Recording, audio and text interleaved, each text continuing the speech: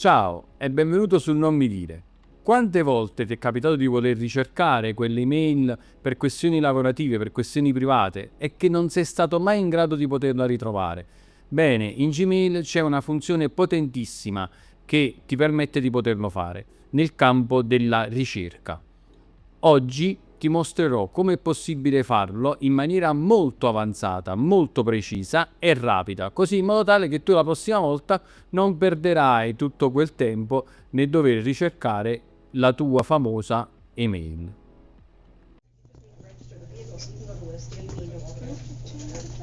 Oh, okay. Yeah. He has no registration form. Per prima cosa apri il tuo Gmail. Allora, questa qui è la sezione in cui parlavo prima della ricerca. Quindi tu qua potrai andare a cercare una qualsiasi parola che ti viene in mente. Ad esempio in questo caso io ti scrivo questa, vedi, e mi restituisce questa email, ok? Quindi tranquillamente puoi cercare qualsiasi cosa qui dentro. Ma ci sono degli operatori, diciamo dei testi, ok, delle parole che ti permettono di cercare delle cose in particolare. Tipo ad esempio, se ti serve cercare un'email che proviene o delle email che provengono da un determinato indirizzo, l'operatore è from e infatti mi ha restituito questa email, ok? Oppure possiamo vedere, non lo so, un'email che ha un oggetto in particolare, l'operatore è questo, vediamo, quella lì, no, qui vediamo, eccola qua, no?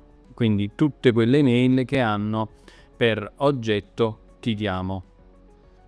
Adesso ne vediamo giusto un altro, ma sono tanti. Io poi te li metterò all'interno della descrizione, te li metterò in descrizione tutti quanti. Vediamo un po'. Before e after. Praticamente gli operatori, possiamo dire tra virgolette, del tempo.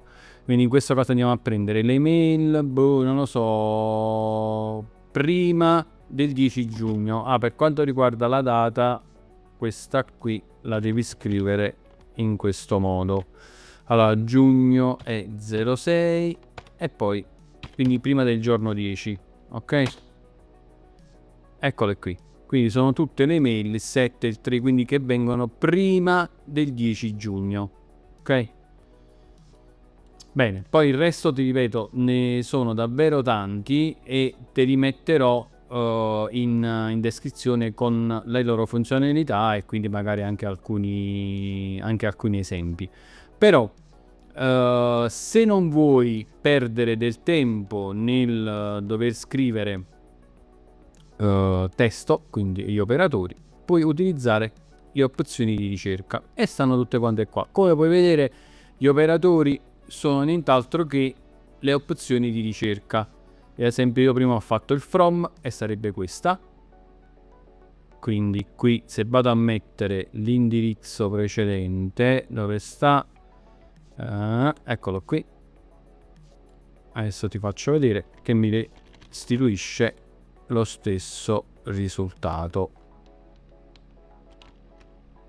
Facciamo cerca ed eccolo qua, ok? Quindi mi ha dato lo stesso risultato. Non lo so, vogliamo fare il before, quindi quello là che viene prima.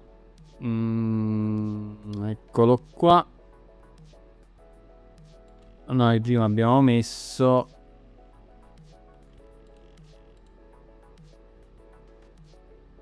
eccolo qua 06 10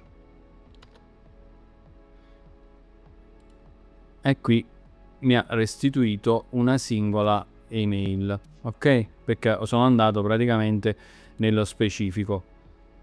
Quindi però qui posso cercare qualsiasi cosa, molto più semplice, molto più tra virgolette user friendly.